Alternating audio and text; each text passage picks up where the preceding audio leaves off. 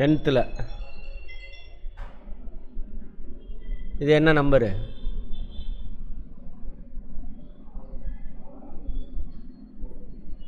சத்தமா? 4. பொது இலக்கணம் எதை சொல்கிறாங்க என்னென்னு பார்ப்போம். இருதிணை. இருதிணைனா எது? உயர்திணை. இன்னொன்று அக்ரிணை. அக்ரிணைக்கு அல்திணை அப்படின்னு அர்த்தம். அக்ரிணை அல்திணை அப்படி எழுதலாம். உயர்திணைலாம் எது? மனிதன். மனிதனெல்லாம் உயர்திணை. மனிதன் அல்லாத மற்ற பொருள் எல்லாமே உயிர் உள்ளது உயிரற்றது. நம்ம பயாலஜிலாம் அட்டன் பண்ணியிருக்கோம், அதனால் கெமிஸ்ட்ரி சயின்ஸ் எல்லாமே அட்டன் பண்ணியிருக்கிறோம். அப்போ டேரெக்டாக சொல்லலாம். மற்ற பொருள் எல்லாமே. பொருளில் 2 வகை என்னென்ன?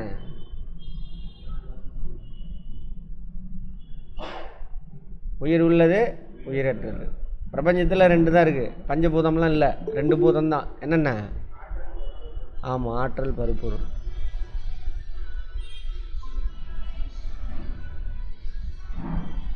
சரியா? அந்த பருப்பொருளில் 2 உயிர் உள்ளது உயிரற்றது.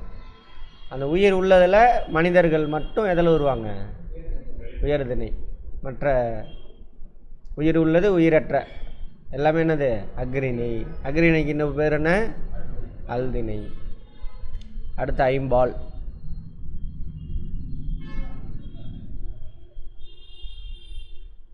உயர்திணையில் 2 பால்.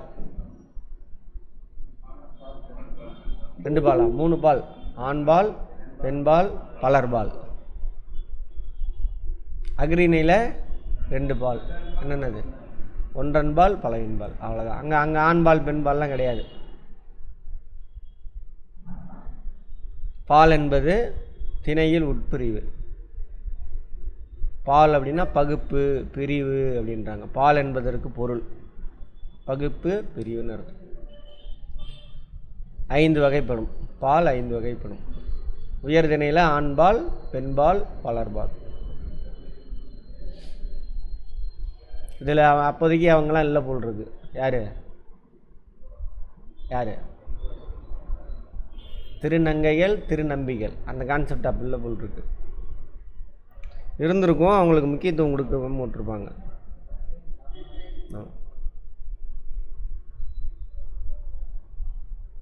அடுத்தது அக்ரிணை. ஒன்றன்பால். வார்த்தையில் அடுத்து இருக்குல்ல, ஒன்றை மட்டும் குறித்தா ஒன்றன்பால், நிறைய பேர்த்த குறித்தா பலவின்பால். அதே உயர்திணையில் ஒன்றன்பால் இருக்கு இல்லையா, அதில் ஆண் பெண் பிரித்து சொல்கிறாங்க. ஆண் பெண். இங்கே ஆண் பெண் பாகுபாடு கிடையாது, ஒன்றன்பால்லே அடக்கிடுவாங்க. இதில் அக்ரிணையில். அதேமாரி பலர்பால். இங்கே பலவின்பால். பலர் அவர் இவர்னு சொல்கிறோம்ல, மனிதர்களை தான் சொல்லுவோம். ஆனால் பலர்பால் அப்படின்னா வச்சுக்காங்க. இது பலவின்பால். உயர்திணைக்குரிய பால் பகுப்புகள் அந்த திரும்பவுமா? வீரன், அண்ணன், மருதன், இதெல்லாம் ஆண்பால். ஒரு ஆளா? ஒரு ஆள், பட் ஆண்மகன். அடுத்தது மகள், அரசி, தலையெல்லாம் பெண்பால். மக்கள், பெண்கள், ஆடவர், பலர்பால். அக்ரிணைக்கு உரிய பால் பகுப்புகள். ஒன்றை மட்டும் குறிப்பது ஒன்றன்பால். எடுத்துக்காட்டு யானை, புறா, மலை. பலவற்றை குறித்தால் பலவின்பால். பசுக்கள், மலைகள், மலர்கள், காடுகள், விலங்குகள் எல்லாம் என்னது? பலவின்பால். மூவிடம், 3 இடம். தன்மை, முன்னிலை, படர்க்கை. இப்போ நம்ம 2 பேரும் நின்று பேசுகிறோம் எதிரில். நான் தன்மை, எனக்கு முன்னாடி இருக்கிறவங்க நீங்கள் முன்னிலை. நம்ம 2 பேரை தவிர, அல்ல இந்த ரூமில் இருக்கிறவங்கள தவிர வேறு யாரையா பேசுகிறோம், அது பேர் என்னது? படர்க்கை.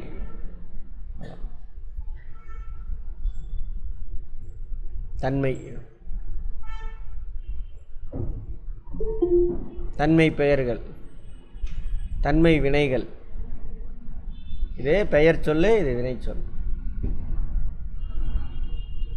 தன்மை நான் என்னையை பற்றி பேசுகிறேன், ஓகேவா? நான், யான், நாம், பலர்பால். இதெல்லாம் நாம்னா யார்? பலர்பால். யாம், அதான் இதெல்லாம் பலர்பாலில் வரும். இது ரெண்டும்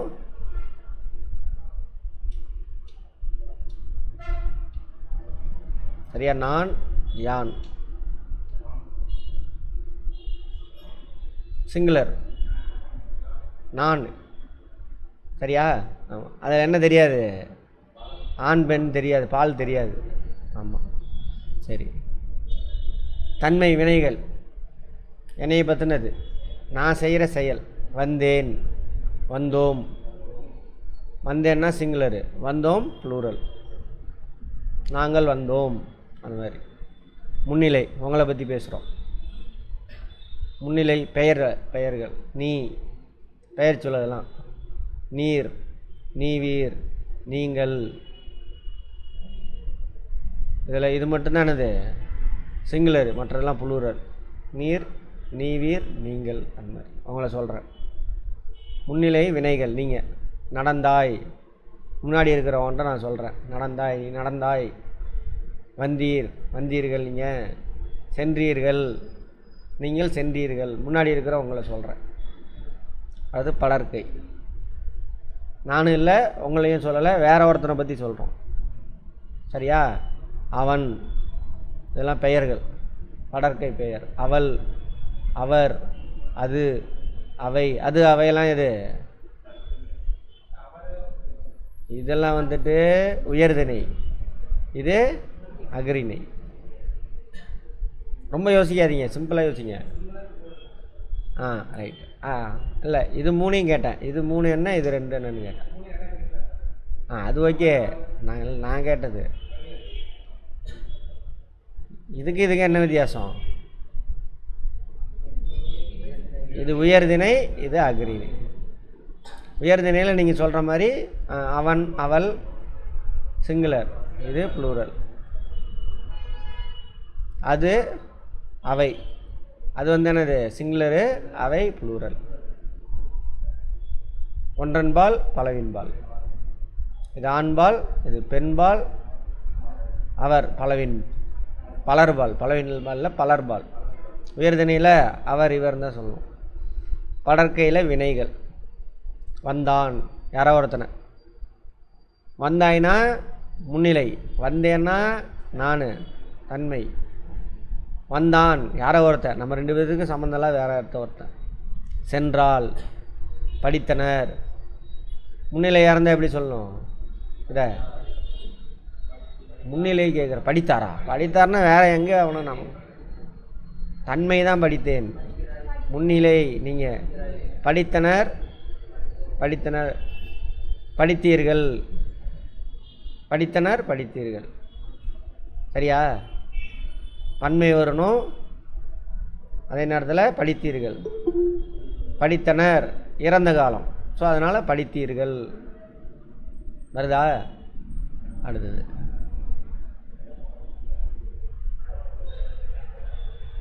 பேசினார்கள், யாரோ.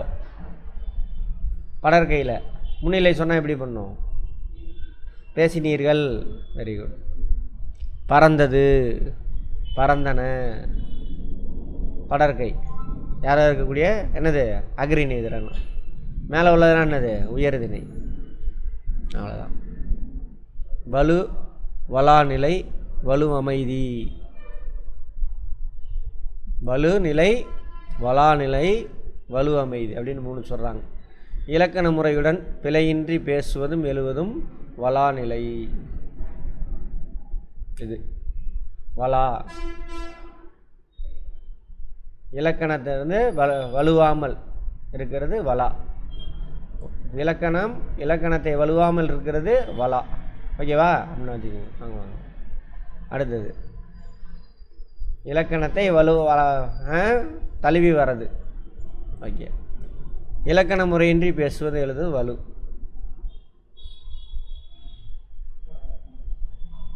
சரியா? முறையின்றி, இலக்கண முறையின்றி பேசு. இரு திணையும் ஐம்பாலும் மூவிடமும் காலமும் வினாவும் விடவையும் பல வகை மரபுகளும் ஆகிய 7 தொடர்களில் இலக்கண பிழைகளுடன் வந்தால் அவையும் வலு எனப்படும். இலக்கண பிழையோடு வரணும், இலக்கணப்படி தான் பின்பற்றணும்.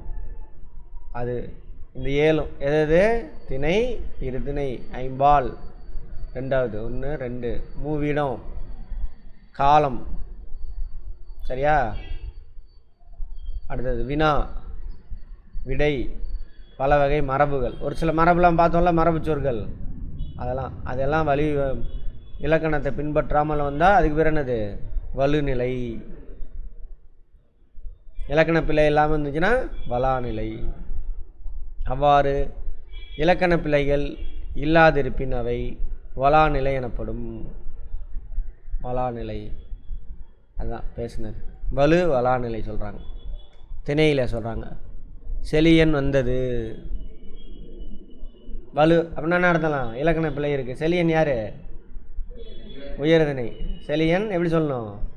வந்தான். ஆனால் இது வழக்கத்தில் என்ன இருக்குது? தம்பி வந்துச்சு சொல்கிறாங்களா? தம்பி வந்ததுங்க சொல்கிறாங்களா? ஆமாம், அது மாதிரி. அது தப்பு. வலாநிலை செலியன் வந்தான் திணையை குறிக்கிறது. ஆக்சுவலாக இவன் உயர்திணை, ஆனால் அக்ரிணியில் சொல்கிறாங்க. அடுத்தது பால், கண்ணகி உண்டான், வலு வலுநிலை. என்ன இருக்குது? பால் மாறி வந்திருக்கு, பெண்பால், கண்ணகி உண்டாள். இடம் நீ வந்தேன், நீ வந்தேன்னா சொல்லணும் நீ வந்தாய். இது இடத்த நீ, முன்னிலை, நீங்கிறது முன்னிலை. ஆனால் அங்கே என்ன யூஸ் பண்ணியிருக்கான்? தன்மையை யூஸ் பண்ணியிருக்கான். சரியா? ரைட். காலம், காலத்துக்குரிய. நேற்று வருவான், நேற்று என்னது? இறந்த காலம். அப்போ என்ன வரணும்? வந்தான். வினா, ஒரு விரலை காட்டி சிறியதோ பெரியதோ என்று கேட்டல். ஒரு விரலை காட்டி சிறியதோ பெரியதோ என்று கேட்டல். ஒரு விரலை, இரு விரலை காட்டி எது சிறியது எது பெரியது என்று கேட்டல். இதே தப்பு தானே வினாவே? ஒரு விரலை காட்டி சிறியதோ பெரியதுன்னு, சிறியது பெரியதுன்னு எங்கே சொல்ல முடியும்? ஒன்றுக்கு மேற்பட்டது இருந்தால் தான் கம்பேர் பண்ணி சின்னதாக பெருசாலாம் சொல்ல முடியும். ஏன் ஃபேன் போட்டுக்கலையா? போடுங்க, வந்துடும். ஒரு ஃபேன் போட்டுக்கோங்க. அடுத்தது, இரு விரலை காட்டி எது சிறியது, இப்படி கேட்கக்கூடாது. சிறியதோ பெரியதோன்னு கேட்கக்கூடாது. எது சிறியது எது பெரியது? வினாச்சொல், சரியா? வினாச்சொல். அடுத்தது விடைச்சொல், விடை வாக்கியம். கண்ணன் எங்கே இருக்கிறார் என்ற வினாவிற்கு கண்ணாடி பைக்குள் இருக்கிறது என்று விளையடித்தல். கண்ணன் எங்கே இருக்கான்? கண்ணாடி பைக்குள்ளே இருக்க முடியுமா? தப்பு தானே? இதுவும் தப்பு. கண்ணன் எங்கே இருக்கிறார் என்ற வினாவிற்கு கண்ணன் வீட்டிற்குள் இருக்கிறார். கரெக்ட். மரபு, மரபுனா அர்த்தம் ரொம்ப காலமாக நம்ம ஃபாலோ பண்ணுறது. தென்னை மரங்கள் உள்ள பகுதியை தென்னந்தோட்டம் என்று கூறுதல். என்னன்னு சொல்லணும்? தென்னந்தோப்பு. இது வலுநிலையில் உள்ளது, இலக்கணத்தை பின்பற்றாமல் உள்ளது. கேட்பாங்க, இது கட்டாயம் மாற்றி எழுத சொல்லலாம். வலாநிலை, இலக்கணத்தை பின்பற்றி எழுதுன்னு சொல்லுவாங்க. மொத்தம் 7லையுமே என்ன பண்ணலாம்? மரபு, விடை, வினா, காலம், இடம், திணை, இப்படி 7 விதமான இலக்கணங்கள் நமக்கு தெரியும். அதை பின்பற்றி எழுதுனா என்னது? அதுக்கு பேர் வலாநிலை. அந்த இலக்கணங்களை தவறி எழுதுவது வலுநிலை. அடுத்து வலு அமைதி. இலக்கண முறைப்படி பிழையுடையது எனினும் ஒரு சில டைமில் 2 மிக்சர், ஒன்று தப்பு இன்னொன்று சரி, 2 எக்ஸ்ட்ரீம், 2க்கு நடுவில் தப்பாக இருக்கும், இருந்தாலும் கொஞ்சம் நம்ம அதை ஏற்றுக்குவோம். சரியா? அதுக்கு பேர் வலு அமைதி. இலக்கண ஆசிரியரால் ஏதேனும் ஒரு காரணம் கருதி பிழை என்று என ஏற்றுக்கொள்ளப்படுவது வலு அமைதி ஆகும்.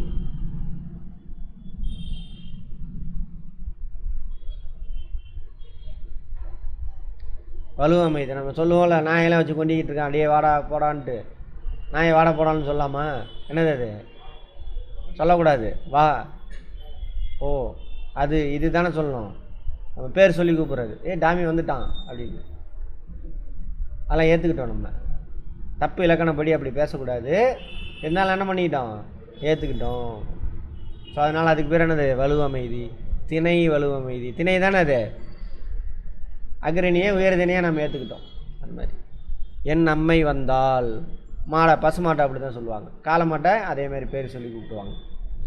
மாட்டை பார்த்து கூறுவது திணை வலுவமைதி ஆகும்.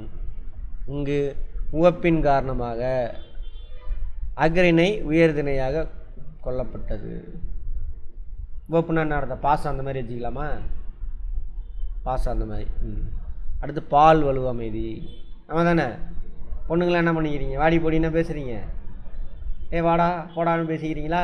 பசங்க வாமா போமா அப்படிலாம் பேசிக்குவாங்க. அந்த மாதிரி. ஆமாம் தானே? வாமான்னு யாரை சொல்லணும்? பெண்கள். பெண்பால் தான் அது. சரியா? சரி.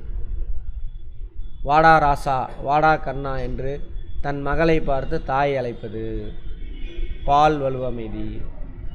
இங்கு உவப்பின் காரணமாக பெண்பால். உவப்புனா அன்பு தான் நினைக்கிறேன். பாசம், அன்பு.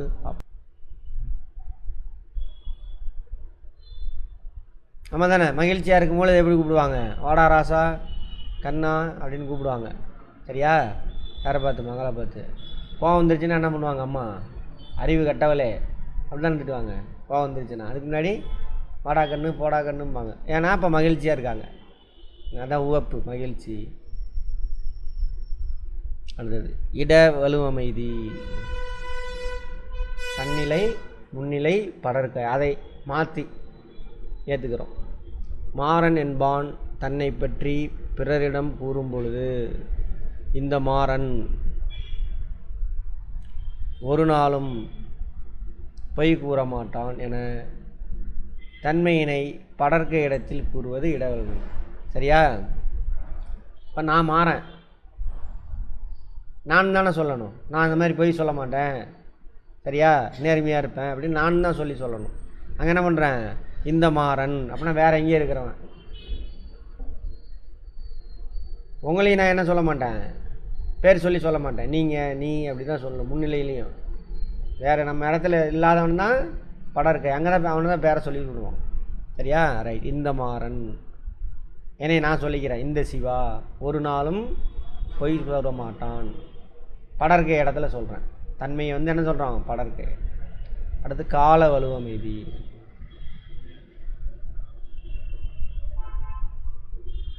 எல்லாம் வலுவமைதி. எனக்கெல்லாம் ரொம்ப நாளாக டவுட்டு. என்னடா வருகிறார்னு எழுதுறாரு? வருவார் தானே எழுதணும். நாளை வருவார் தானே எழுதணும். இருந்தாலும் என்ன பண்ணுறாங்க? வருகின்றார் அப்படி தான் போடுவாங்க. இத்தொடர் குடியரசுத் தலைவர் நாளை வருவார் என அமைதல் வேண்டும். அவ்வாறு அமையவில்லை என்றாலும் நாம் பிழையாக கருதவில்லை. ஏனெனில் அவரது வருகையின் உறுதித்தன்மையை நோக்கி கட்டாயம் வராருன்னு அர்த்தம். வருவார்னா டவுட் இருக்குன்னு அர்த்தம். சரியா? ஆனால் அதுதான் சரி. பட் கட்டாயம் வராரு. ஏன்னா அங்கே ஃபிக்ஸ் பண்ணிடுவாங்க. 1 மாதம் 3 மாதத்துக்கு முன்னாடியே, 1 வருஷமே முன்னாடியே பிளான் போட்டுருவாங்க. என்னென்ன சிஎம்மாக இருக்கட்டும், சீஃப் மினிஸ்டராக இருக்கட்டும், பிரைம் மினிஸ்டராக இருக்கட்டும், பிரசிடெண்ட் அவங்களுடைய பிளானை எங்கெங்கே போகிறாங்க வராங்க அப்படின்னு சொல்லி ஷெட்யூல் போட்டுருவாங்க. ஸோ கன்ஃபார்மாக வராரு. அந்த உறுதித்தன்மையின் அடிப்படையில் என்ன பண்ணுறாங்க? அதை ஏற்றுக்கிறோன்றாங்க. அங்கே போயிட்டு என்ன இல்லை, ஐயோ அது இலக்கண பிள்ளைன்னு சொல்லக்கூடாது. அது வலுவமைதி. ஏற்றுக்கொண்டோம். இலக்கண பிள்ளை தான், ஆனால் ஏற்றுக்கொண்டோம். மரபு வலுவமைதி. ரொம்ப நாளாக பின்பற்றதை என்ன பண்ணுறோம்? மாற்றுறோம். கத்தும் குயிலோசை. குயில் கத்துமா? மரபு சொல்லு கூவும். சற்றே வந்து காதிர் பட வேணும். அதான் குயில் கூவும் என்பதே மரபு. குயில் கத்தும் என்பது மரபு வலு. இக்கவிதையில் இடம்பெற்றிருப்பதால் இது மரபு வலுவமைதியாக இருக்கும். ஓகேவா? ரைட். கேட்பாங்க பார்த்து என்ன வலுவமைதின்னு கேட்கலாம். வலுவமைதி வகைகளை இனங்கண்டு எழுதுக. அமைச்சர் நாளை விழாவிற்கு வருகிறார். சத்தமா? கால வலுவமைதி. இந்த கண்ணன் ஒன்றை செய்தான் என்றால் அதை அனைவரும் ஏற்பர். இடம். இந்த கண்ணன். நான் என்னைய சொல்கிறேன், சரியா? எதை சொல்லுவார் அந்த படத்தில்? என்ன பேர் அவன் பேர்? விஜய். இந்த சிவா ஒரு தடவை முடிவு எடுத்துட்டா நானே என் பேச்சை கேட்க மாட்டேன். என்ன படம் அது? இந்த டைலாக்கு சிவான்னு வராது, வேறு பேர் வரும். நான் முடிவு எடுத்துட்டான்னு வருமா? சரி, அந்த மாதிரி. அடுத்தது புரிஞ்சிருச்சுல்ல? அப்போ என்னது இது? கால வலுவமைதி. கால வலுவமைதி. சிறிய வயதில் இந்த மரத்தில்தான் ஊஞ்சல் கட்டி விளையாடினோம். சிறிய வயதில் இந்த மரத்தில்தான் ஊஞ்சல் கட்டி விளையாடுவோம். விளையாடினோம்னு வரணும், நம்ம தானே? விளையாடுவோம். அப்போ என்னது? இதுவும் காலம். கால வலுவமைதி. செல்வன் இளவேலன் இந்த சிறு வயதிலேயே விளையாட்டுத்துறையில் சாதனை புரிந்திருக்கிறார். செல்வன் இளவேலன் செல்வன் ஒரே ஆள் தான். இந்த சிறு வயதிலேயே விளையாட்டுத்துறையில் சாதனை புரிந்திருக்கிறார்.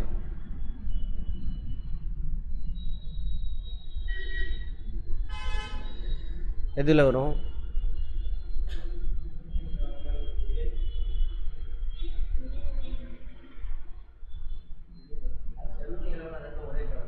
ஆமாம், ஒரே பேர்.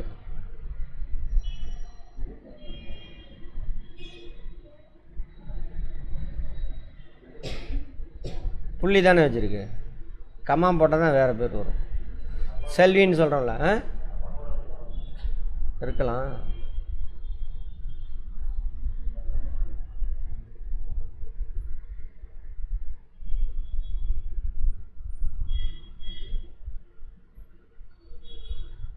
காலமே வச்சுக்கோங்க.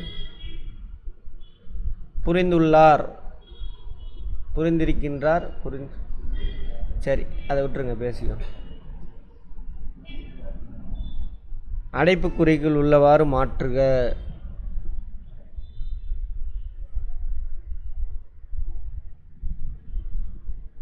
ஆண்பார் பெயர்களை பெண்பாலாக மாற்றி தொடரை எழுதுக. தந்தை, மகனே, நாளை உன்னுடன் தோழன் அழகனை அழைத்து வா என்று சொன்னார். பெண்பால் என்னது? தாய். கமா போடணும். தாய் சொல்கிறா, மகளே, நாளை உன்னுடைய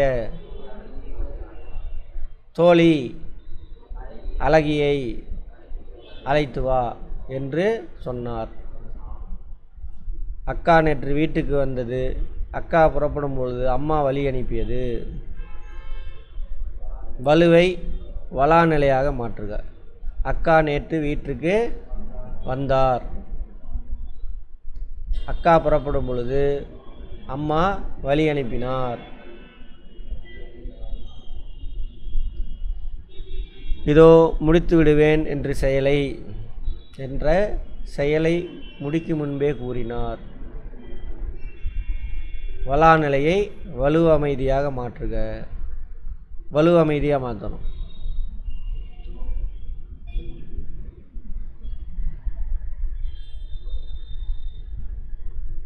என்ன பண்ணலாம்? வலு அமைதிக்கு ஏற்றுக்கிற மாதிரி இருக்கும்.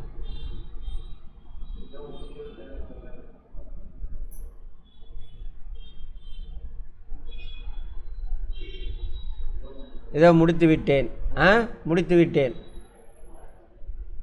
அவ்வளோதான். இதோ முடித்து விட்டேன், அவ்வளோதான். அப்படின்னா என்ன அர்த்தம்? செயல் முடிக்கிறதுக்கு முன்னாடி செஞ்சிட்டியாடா? செஞ்சுருக்க மாட்டோம், முடிச்சிட்டேன் அப்படின்னு சொல்லுவோம். முடிக்கிறதுக்கு முன்னாடியே முடித்து விட்டேன், அவ்வளோதான். அவன் உன்னிடமும் என்னிடமும் செய்தியை இன்னும் கூறவில்லை. படற்கையை முன்னிலையை தன்மையாக, தன்மையை படற்கையாக மாற்றணும். சரி, அவன் யார்? அவன் தன்னிலையா? படற்கையை முன்னிலாமாங்க. நீன்னு மாற்றணும். அவன்னா இங்கே இல்லை, உங்கள்கிட்ட சொல்கிறேன். அவன் பண்ணாம்பா அப்படின்னு சொல்கிறேன். அவன் நீ மாத்திரம். என்ன சொல்கிறான், படர்க்கையை முன்னிலையாக மாற்ற சொல்கிறாங்க. அப்படின்னா நீ. அடுத்து என்ன சொல்கிறாங்க, முன்னிலையை தன்மையாக மாற்றணும். என்னிடம், இது முன்னிலை தானே, உன். அப்போ என்னிடம்.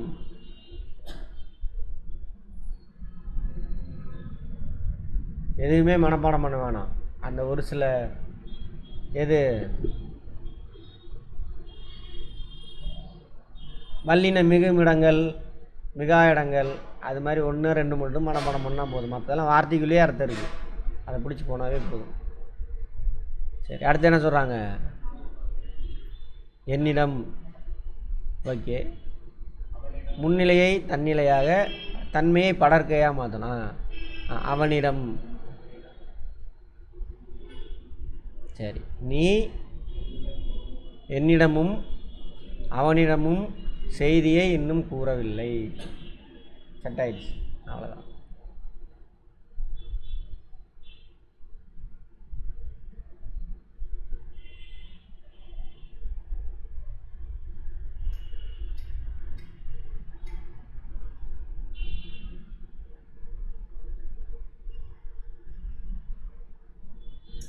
கலைச்சொற்கள். Nano technology.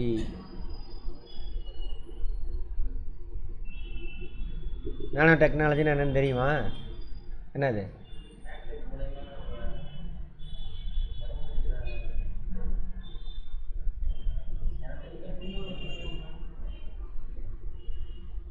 நானோ ஆட்டம் இருக்கு இல்லையா, ஆட்டம் உடச்சி அதுக்குள்ளே போய் ஒர்க் பண்ணுறது, அதான் நானோ டெக்னாலஜி. நானோ டெக்னாலஜி வச்சு என்ன பண்ணுவாங்கன்னா, இப்போ ஆட்டம்லாம் இப்படி ஃபார்ம் ஆகிருக்கும். இப்போ தங்கம் இருக்கா, தங்க பிளேட் எடுத்திங்கன்னா அதில் உள்ள ஆட்டம்லாம் இப்படி இருக்கும்.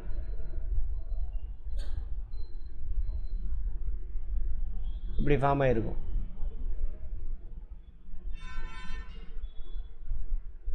இப்படி ஃபார்ம் ஆகிருக்கும். முட்டையாக சரியாக போட தெரில. அப்போ அதோட ஸ்ட்ரென்த் ஒரு மாதிரி இருக்கும். இப்போ என்ன பண்ணுவாங்கன்னா, இந்த அணு நம்ம கண்ணுக்கு தெரியாது சரியா, இதை எடுத்து ஒவ்வொரு ஆட்டமையும் செதுக்குவாங்க. செதுக்கி இந்த கேப் இருக்குல்ல, இந்த கேப்லாம் எல்லாமே ஃபிட் பண்ணுவாங்க. கேப்பே சுத்தாமல் எல்லாமே ஃபிட் பண்ணுவாங்க.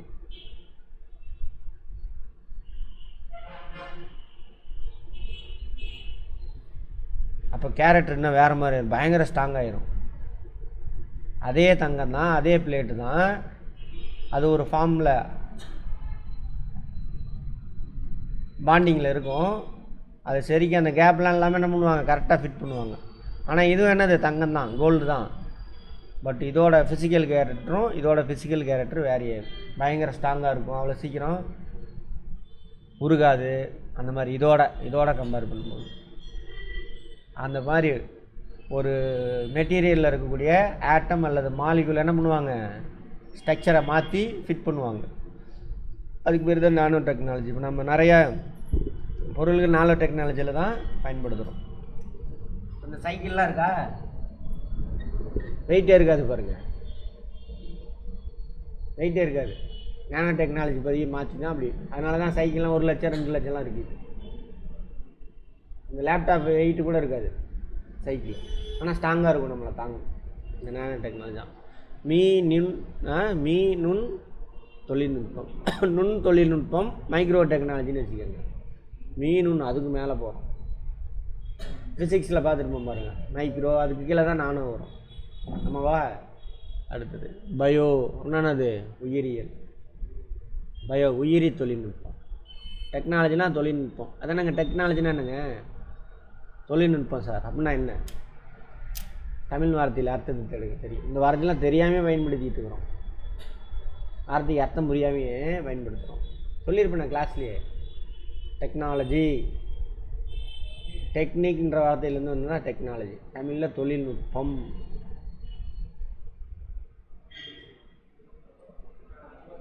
மெய்யழகன்லாம் சொல்லணும். மெய்யழகன், கதிரவன், நீங்கள் அட்டன் பண்ணிட்டுருக்கீங்களா முன்னாடியே? எத்தனை தடவை சொல்லியிருக்கேன். இதெல்லாம் ஈஸி கஷ்டம் அதெல்லாம் ரெண்டாவது, அது அட்வான்ஸ் டெக்னாலஜி.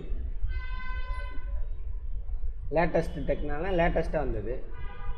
சார் ஒரு வேலையை எப்படி செய்கிறாங்க? யார் அது? Lakshmikantha? Very good. Technology, technique, தொழில்நுட்பம். ஒரு வேலையை என்ன மெத்தடில் செய்கிறோம், சரியா? இப்போது துணி நெய்யறது இருக்குது, துணி கையிலையும் நெய்யலாம், அது ஒரு டெக்னாலஜி, கரெக்டாக? தொழில்நுட்பம். அப்புறம் என்னாச்சு, பவர் லூம் வந்துச்சு, அது ஒரு டெக்னாலஜி. அப்புறம் இப்போ ஆட்டோ லூம் வந்துருச்சு, அது ஒரு டெக்னாலஜி, தொழில்நுட்பம். இதெல்லாம் ஒவ்வொரு தொழில்நுட்பம். வேலைன்னா ஒன்று என்னது, துணி நெய்கிறது தான். கிளாஸ் எடுக்கிறோம் இல்லையா, அதை எடுத்துக்கோங்க. ஸ்கூல் படிக்கிறப்ப என்ன மாதிரி படிச்சிங்க? பிளாக் போர்டு வச்சு சாக் பீஸ் வச்சு வாத்தியார் எழுதிக்கிட்டே கிறுக்கிக்கிட்டே இருப்பார். சாக் பீஸ்லாம் பறக்கும் ஃபேன் இருந்துச்சுன்னா டேபிள் ஃபுல்லாக, அது ஒரு டெக்னாலஜி. அப்புறம் என்னாச்சு, வெள்ளை போடாகி கருப்பு கலரு மை கொடுத்துட்டானுங்க, அது ஒரு டெக்னாலஜி, கரெக்டா? இப்போ நம்மளுக்கு தானே அது, அதுக்கு மேலே அட்வான்ஸ்டு எல்லாம் விசுவலாகவே பார்க்குறது ஸ்க்ரீனில். நீங்கள் ஆன்லைனில் எங்கேயோ இருந்து அட்டன் பண்ணுறீங்க, எல்லாமே கிளாஸ் தான், லேர்னிங் ப்ராசஸ் தான். பட் இது இன்னும் ஃபியூச்சரில் மாறும், சரியா? சரி, ரைட். வேறு புரிஞ்சுதா? அப்போ ஒரு தொழிலை என்ன மெத்தடில் செய்கிறோம், அதுக்கு பேர் தானே இது தொழில்நுட்பம். இப்படி ஒவ்வொரு வார்த்தையை புரிஞ்சு பயன்படுத்தும் பொழுது தான் உங்களோட சிந்தனை திறன் அடுத்த லெவலுக்கு போகும். நீங்கள் செய்கிற ஒர்க்கு சூப்பராக இருக்கும். அடுத்தது அல்ட்ரா வயலட் ரேஸ், புற ஊதா கதிர்கள். இதை பற்றி ஏன் இந்த பேர் வச்சாங்கலாம் ஃபிசிக்ஸ் முடித்தவங்க சொல்ல முடியுமா? புற ஊதா கதிர் என்னது?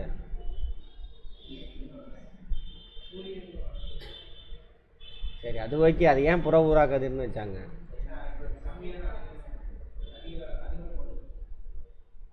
Very good. ஊதா கதிர் வந்து நமக்கு தெரியும், சரியா? அந்த வேவ்லேருந்து அந்த ஃப்ரீக்வன்சியில் இருக்கக்கூடிய ஊதா கதிர் நமக்கு தெரியும். இது அதோட என்ன ஆயிரும், வேவ்லேருந்து குறைஞ்சி ஃப்ரீக்வன்சி அதிகமாகிடும். கண்ணுக்கு தெரிகிற ஊதா கதிரோட என்ன ஆயிரும், இதுக்கு வேவ்லேருந்து குறைஞ்சி ஃப்ரீக்வன்சி அதிகமாகிடும், அதிர்வெண் அதிகமாகிடும். வெரி குட், சந்தோஷம். நான் இன்றைக்கி காலைல சாப்பிட மாட்டேன், சரி. அதுதான் டெக்னிக்கலாக சொல்கிறீங்களா, அதே பெரிய விஷயம். அப்போது அது நம்ம கண்ணுக்கு தெரியாது. என்ன காரணம்? High frequency. இதோட அதிக ஃப்ரீக்குவென்சி, எதோட? ஊதா கதிரோட அதிக ஃப்ரீக்குவென்சி. ஸோ அதுக்கு பேர் புற ஊதா கதிர், அல்ட்ரா வயலட் ரேஸ். எங்கேருந்து வருது? அது நிறைய இடத்துலேருந்து ப்ரொடியூஸ் பண்ணலாம். லைஃப்பில் எங்கே இருக்குது? சூரியன்லேருந்து வருது. அதனால் நமக்கு என்ன பயன்? Vitamin D, vitamin D produce ஆகும் புற ஊதா கதிரில். சரி, விட்டமின் டி. விட்டமின் டி என்ன பண்ணும்? சதைவா லக்ஷ்மிகாந்த்?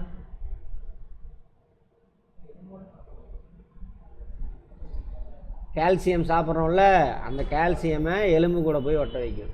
பயாலஜி. கால்சியம் வந்து எலும்பில் போய் ஒட்டணுன்னா யார் வேணும்? விட்டமின் டி ப்ரொடியூஸ் ஆகும். அதனால் வெயிலே போகாமல் சுற்றிக்கிட்டு இருந்தோம்னா எலும்புலாம் வீக் ஆகிடும். வெயிலில் போகணும், புரிஞ்சுதா? இங்கிலீஷ்காரன் என்ன பண்ணுறான், வருஷத்துக்கு ஒரு தடவை நம்ம ஊரில் வந்து கடற்கரையில் ட்ரெஸ் எல்லாம் அவுத்து போட்டு படுத்துருக்கானா? எதுக்கு? Vitamin D. அந்த ஒரு வருஷத்துக்கு. ஏன்னா அவன் அங்கே இருக்கான், ஆங்கிள் ஆஃப் சன்லைட் கம்மி, ஜாகிரஃபி, வெப்பம் வரக்கூடிய காலமும் கம்மி, விட்டமின் டி அவனுக்கு அவ்வளோவா ப்ரொடியூஸ் ஆகாது. அதனால இங்கே வரான். எல்லாம் சயின்ஸு, சும்மா ஜாலியாக வந்து படுத்துருக்கான், அப்படி கிடையாது, சரியா? அதனால் வெயிலில் போகாமல் இருக்கக்கூடாது. இந்த சென்னையில் உள்ள பிள்ளைங்கள்லாம் பாருங்கள், கையில் எல்லாம் மாஸ்க் கீஸ் எல்லாம் மூஞ்செலாம் போட்டுட்டு கண் மட்டும் தான் தெரியுது. அதெல்லாம் கடைசியில் ஹாஸ்பிட்டலுக்கு தான் போய் தண்டை செலவு பண்ணணும். எலும்பு வீக் ஆகிடுச்சி, குழந்த பிறக்கல, எல்லாமே வரும். சரி, அது ஓகேவா? அப்புறம் அதோட என்ன கெடுதல்? ஓசோனா. புற ஊதா கதிர்னால என்ன கெடுதல்? அதாவது புற ஊதா கதிரோட பேண்டு வித்து இவ்வளவு அப்படின்னா, லோ ஃப்ரீக்குவென்சி இங்கே இருக்கும். அந்த புற ஊதா கதிர்களுக்குள்ளே லோ ஃப்ரீக்குவென்சி இங்கே இருக்கும். ஹை ஃப்ரீக்குவென்சி இருக்கக்கூடிய புற ஊதா கதிர் ஃபிசிக்ஸில் பார்ப்போம். இதோட ஃப்ரீக்குவென்சி அதிகம். ஃப்ரீக்குவென்சி அதிகமான என்ன ஆகும்? எது அதிகமாகும்? சத்தமா எனர்ஜி அதிகமாகும். இந்த எனர்ஜியை நம்ம உடம்பு தாங்கும். ஃப்ரீக்குவென்சி அதிகமாக இருக்கக்கூடிய யூவி ரேஸ் இருக்கு இல்லையா, ஃபிசிக்ஸ் அட்டன் பண்ணாதாங்க, வெயிட் பண்ணுங்க பார்ப்போம் எல்லாத்தையும். இந்த யூவி ரேஸ் இது நம்ம ஸ்கின்னில் பட்டுச்சுனாக்கா கேன்சர் வரும். எனர்ஜி அதிகமாக இருக்கிறனால நம்ம ஸ்கின்னு தாங்காது. செல் பிரிதல் நடக்குமா, அப்போ என்ன ஒழுங்காக பிரியாமல் பிரச்சனை ஆயிரும். கேன்சர்னால் என்னன்னு நினைக்கிறீங்க? வெளியிலேருந்து வர நோயா? பயாலஜியா?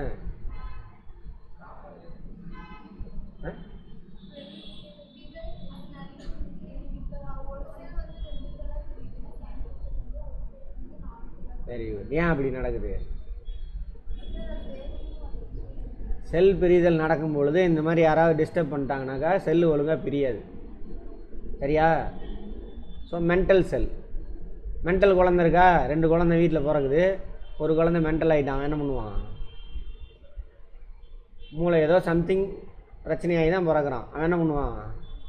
நல்லா சாப்பிடுவான், அங்கே போவான், திடீர்னு சுற்றுவான், அவனை பிடிச்சி அடிப்பான், அங்கே பண்ணுவான், அவனால் எதுவுமே நடக்காது. ஆனால் உன்னோட பல மடங்கு சாப்பிடுவான். அது வேலை தான் இங்கேயே. செல் பிரிதல் என்ன அர்த்தம்? குழந்தை பிறக்கிற மாதிரி. குழந்தை இந்த செல் பிரிதல் நடக்கும் பொழுது ஒழுங்காக ப்ராப்பராக நடக்கலை, இந்த மாதிரி ரேடியேஷன்னாலேயோ அல்லது நம்ம சாப்பிட்ட கெமிக்கல்னாலே என்ன ஆகாது, அந்த செல் பிரிதல் ப்ராப்பராக பழைய செல்லு மாதிரி பிரியாது. ஒரு செல்லு மட்டும் மென்டலாக பிரிஞ்சிடும், மென்டலாக உருவாயிடும். அது எப்படி அந்த வீட்டில் மென்டல் குழந்தைனால வீட்டில் எந்த பிரயோஜனமும் இருக்காது. அது மாதிரி இது எந்த வேலையும் செய்யாது. இப்போ லங்ஸ் செல் என்ன பண்ணுவோம்? ஆக்சிஜன் எடுத்து ரத்தத்துக்கு கொடுக்கணும், ரத்தத்தில் இருக்கக்கூடிய கார்பன் டை ஆக்சைடு எடுத்து அங்கே கொடுக்கணும். இப்போ லங்ஸில் இந்த மாதிரி ஒரு மென்டல் செல், அதாவது கேன்சர் செல் உருவாயிடுச்சுன்னு வச்சுக்கோங்க, லங்ஸ் செல்லே தான் அது ப்ராப்பராக உருவாயிருக்காது. அது வேலையை செய்யாது. ஆக்சிஜன் எடுத்து ரத்தத்துக்கு கொடுக்காது, ரத்தத்தில் இருக்கக்கூடிய கார்பன் டை ஆக்சைடு எடுத்து கொடுக்காது, அந்த வேலையை செய்யாது. ஆனால் ரத்தத்தில் வர சாப்பாடெல்லாம் எடுத்து நல்லா சாப்பிட்டு நிறைய குட்டி போட ஆரம்பிச்சிடும். லங்ஸ் செல் ஒரு நாளைக்கு 10 செல்லாக பிரியும் அப்படின்னு வச்சுக்கோங்க. ஒரு செல்லு 10ஆக பிரியும் நார்மலானா, இது 1000 பிரியும். மற்ற நல்ல செல்லோட சாப்பாடெல்லாம் பிடிங்கி சாப்பிட்ரும், நம்ம உடம்புக்கு செய்ய வேண்டிய வேலையும் செய்யாது. அப்போ அந்த செல்லெல்லாம் என்ன, நல்ல செல்லெல்லாம் ஆக்சிஜன் எடுத்து கொடுத்துட்டு கார்பன் டை ஆக்சைடு எடுத்து வெளியே விடக்கூடிய செல்லெல்லாம் அதுக்கு சாப்பாடு கிடைக்காம அதெல்லாம் செத்துரும், இந்த செல்லு பருகிடும். அப்போ லங்ஸ் என்ன ஆகாது, அதோட ஃபங்க்ஷனு செய்யாது, ஒரு ஸ்டேஜில் செத்து போயிடும். அதனால தான் கேன்சர் வந்தோடனே அந்த மென்டல் செல் இருக்குல்ல, கேன்சர் செல், அதான் மென்டல் செல், மென்டல் குழந்தை மாதிரி. அந்த கேன்சர் செல் என்ன பண்ணும், வெட்டி எடுப்பாங்க. ஒரு செல்லு கூட இல்லாமல் வெட்டி எடுத்துட்டாங்கனாலும் ஓகே, பொழைச்சிடலாம். அல்லது அப்படியே கொல்லுவாங்க கேன்சர் செல்லை. 10 செல்லு உருவாயிடுச்சு, ஃபஸ்ட்டே கண்டுபிடிச்சிட்டோம், ரேடியேஷன் வச்சு அந்த கதையில் அப்புறம் பேசுவோம், வச்சு கொல்லுவாங்க. 10 செத்து போச்சுனாக்கா நீ நல்லாயிருவேன். சாகலை, இங்கே ஏதாவது ஒன்று தப்பிச்சிட்டே இருக்குனாக்கா கடைசி வரைக்கும் போராடிட்டு இருந்து சாக வேண்டியதுதான். அதான் சரி. அப்போது அடுத்தது பாருங்க, இது ஒரு சின்ன விஷயத்தில் அவ்வளோ போகுது. இதுவும் ஒரு காரணம், கேன்சர் உருவாகிறதுக்கு யூவி ரேஸும் ஹை ஃப்ரீக்குவென்சி யூவி ரேஸும் காரணம். அதே லோ ஃப்ரீக்குவென்சி யூவி ரேஸ் வந்து என்னது, நமக்கு நல்லது, எலும்பு ஸ்ட்ராங்காக இருக்கிறதுக்கு அது வேணும். எதை ப்ரொடியூஸ் பண்ணுது, விட்டமின் டி. ஓகேவா? சரி, இந்த ஹை ஃப்ரீக்குவென்சி யூவி ரேஸை யார் பிடிச்சிக்குவா? அட்மாஸ்பியரில் சூரியன்லேருந்து வரக்கூடிய ஹை ஃப்ரீக்குவென்சி யூவி ரேஸை யார் பிடிச்சிக்குவா? சொன்னீங்களாமே இப்போ தான், ஓசோன் படலம் அவர் பிடிச்சிக்குவார்.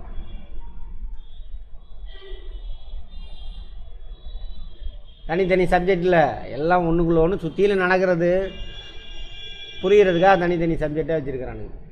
படித்து என்ன பண்ணணும், எல்லாத்தையும் லிங்க் பண்ணணும். அதுக்கப்புறம் என்ன பண்ண, சப்ஜெக்ட் வைஸே பார்க்கக்கூடாது. இல்லை இப்போ பாருங்கள், எங்கே போனோம், தமிழ் பேசிக்கிட்டு இருக்கிறோம், ட்ரான்ஸ்லேஷன் பேசிக்கிட்டு இருக்கிறோம், அதில் எங்கே போனோம், ஃபிசிக்ஸ் போயாச்சு, பயாலஜி போயாச்சு, கெமிஸ்ட்ரி எடுத்தது, ஜாகிரஃபி, எல்லா சப்ஜெக்டும் இப்படி லிங்க் பண்ணணும். அப்போ தான் நீ லைஃப்பில் அதை அப்ளை பண்ணுவ, யோசிப்ப. சரியா? படிப்பு எதுக்கு, லைஃப்பில் இம்ப்ளிமெண்ட் பண்ணுறதுக்கு, நல்ல விஷயத்தை இம்ப்ளிமெண்ட் பண்ணணும். கெட்டதாக இருந்தால் என்ன பண்ணணும், அதில் வந்து ஒதுங்கி நிற்கணும். இப்போ வெயிலே போகாமல் இருக்கும், தப்பு. வெயிலில் போகணும், வந்துடுச்சு போவ. அப்போது ஐயோ வெயில் அந்த சென்னைக்காரங்க மாதிரி கையில் மூஞ்சிலெல்லாம் க்ளவுஸ் மாட்டிகிட்டு போக மாட்டோம். வெயிலில் போகணும் கொஞ்சம் நேரமாவது. சரி அப்படி போகிற பகலில் ஆஃபீஸுக்கு போகிற அப்படின்னா நம்ம காலையிலேயே அதை எந்திரிச்சு வெயிலில் போகணும், நடக்கணும். சரியா? இப்போ பாருங்கள் வந்துருச்சு பாருங்கள். இந்தியாவில் பெரும்பான்மையான மக்கள் விட்டமின் டியில் பற்றாக்குறையில் உள்ளனர், கால்சியம் பற்றாக்குறையில் உள்ளனர். டேப்லெட் விளம்பரம் வருதா? விட்டமின் டி கால்சியம் டேப்லெட் வாங்கி சாப்பிடுங்க, இவ்வளோதான், உடம்பு ஹெல்த்தியாகுங்க. விளம்பரம் வருதா? வெயிலில் சுற்றினா போதும், அதெல்லாம் வந்துடும் விட்டமின் டி. சரி அடுத்தது ஸ்பேஸ் டெக்னாலஜி. விண்வெளி. ஸ்பேஸ்னா என்னங்க? வெற்றிடம் தான் விண்வெளி. சரியா? அதில் மெட்டீரியல் எவ்வளோ சார் இருக்குது, எத்தனை பர்சன்டேஜ் இருக்குது? ஃபிசிக்ஸ் முடித்தவங்க. இந்த பிரபஞ்சத்தில் என்டையர்லி என்னது வெற்றிடம் தான் இருக்குது. அதில் கொஞ்சம் பருப்பொருள் இருக்குது. பருப்பொருளை பற்றி பார்த்துட்டோம் பயாலஜியில். எத்தனை பர்சன்டேஜ் இருக்குது பருப்பொருள்? வெறும் 4% தான். இந்த பிரபஞ்சத்தில் 4% தான் பருப்பொருள். மற்ற எல்லாமே என்னது எம்டி. கொஞ்சோண்டு பருப்பொருள் இருக்குது. ஃபிசிக்ஸ் கெமிஸ்ட்ரியில் பார்த்துருப்போம். ரைட், அதை பற்றி படிக்கிறது, ஸ்பேஸை பற்றி. அங்கே யார் யார் என்னென்ன கோள்கள் இருக்குது, என்ன காஸ்மிக் ரே, விண்வெளியில் இருக்கக்கூடிய கதிர்கள். அந்த வெற்றிடத்தில் ஃபுல்லாக என்ன இருக்குது? ஆற்றல் நிரம்பி இருக்குது. அந்த ஆற்றலை பற்றி படித்தோம்னா அதானது காஸ்மிக் ரேஸ்.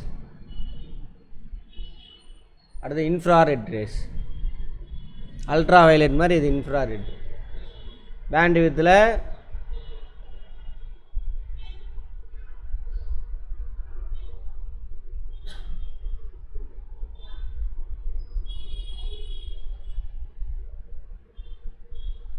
ஓகேவா?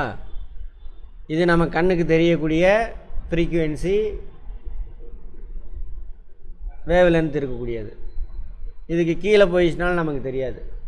வேவ் லென்த் அதிகமாக இருக்கும், ஃப்ரீக்குவென்சி குறைஞ்சிரும். இதோட இந்த ரெட்டு இருக்குல்ல, இது நம்ம கண்ணுக்கு தெரியக்கூடிய ரெட்டு. கண்ணுக்கு தெரியாத ரெட்டு இங்கே போயிடும். எக்ஸாம்பிள் இந்த ரிமோட்டு.